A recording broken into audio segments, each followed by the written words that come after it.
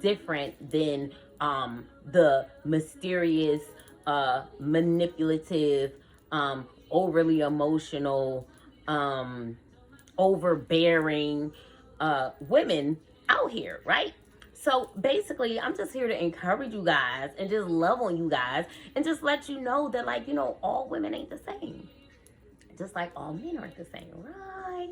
But you have to be willing to look beyond what it is that you have seen. And I know this is difficult, right? If you were raised by one of those feminine, unhealed feminine archetypes, and then your aunt and your grandmom and everyone, your cousins and all of that kind of stuff, they exemplify that same energy.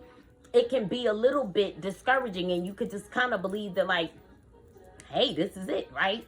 But I want to encourage you guys that there are women out here that are growing and glowing and healing, right? Because healing is the most important aspect of it. You have to heal beyond all the things that happen to you. And it's not until you go through a healing process that you're able to correctly categorize the people that you're dealing with. Because if you're not healed, you see everyone through that unhealed lens. You see everyone through that unhealed wounding that you have experienced, right?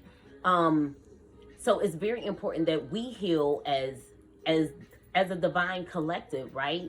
And that is when we step into our divinity, when we start to heal, when we start to do things differently, when we start to go within and really, examine our thought processes, the things that have hurt us in the past, certain soul wounds. Y'all know I believe that we can carry wounding that comes from a past life. You know what I'm saying? Like certain hurts and woundings that are deeply embedded within us, but we may not have experienced something within this lifetime that would speak to why it is that we feel the way that we feel, right?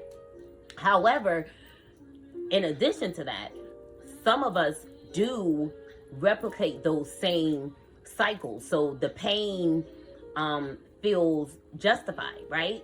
But it was when I started to kind of like go within and like going through the grocery store, right? Like it's picking stuff off the shelf. Like, how did this get here? How did this get here? Like, what is this? Like, where did this come from, right?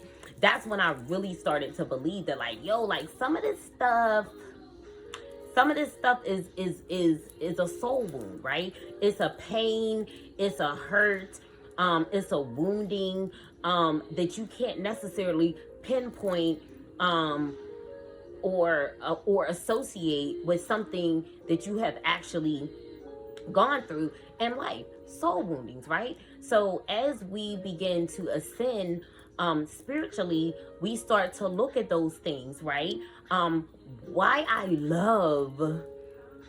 love studying past lives and understanding past lives is because, you guys, that is when we start to make sense of certain patterns, feelings, and emotions. Because sometimes you can bring sadness and emotions from the residue of it or the remnants of it, that hurt and that pain and things of that nature, and it's stemming from a past life, right?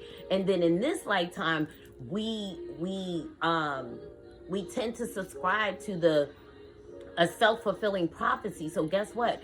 We continue to repeat those past cycles. So we feel very justified in the hurt and the pain and how it is that we feel and what our opinion is and all of that kind of stuff. Like, it's just like, no, like, I got this, like, all of these things speak to this bullshit, right?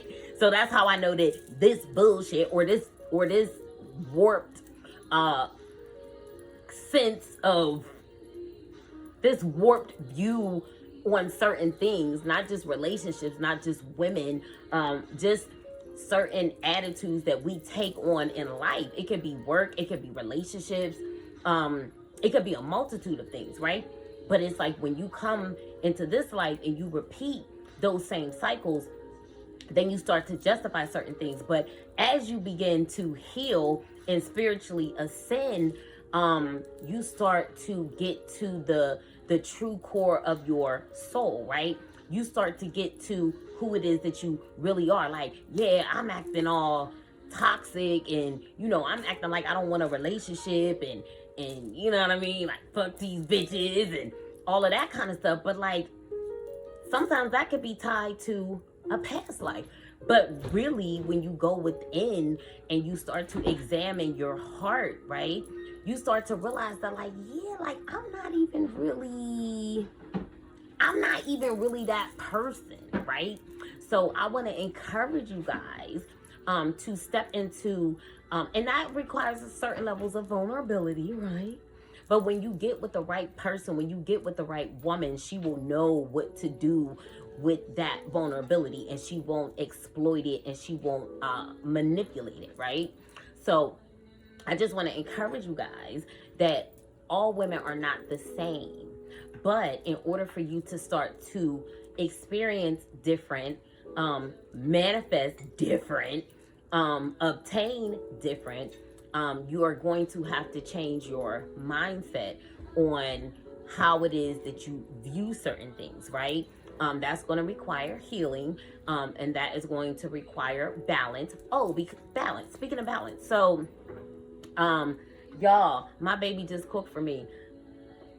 I will show y'all, but I ain't. I got some sauteed kale. I got some sweet potato fries. Y'all jealous or not? But anyway, and it's too late for me to be eating, but I'm about to sear this food up, and then I'm gonna work out.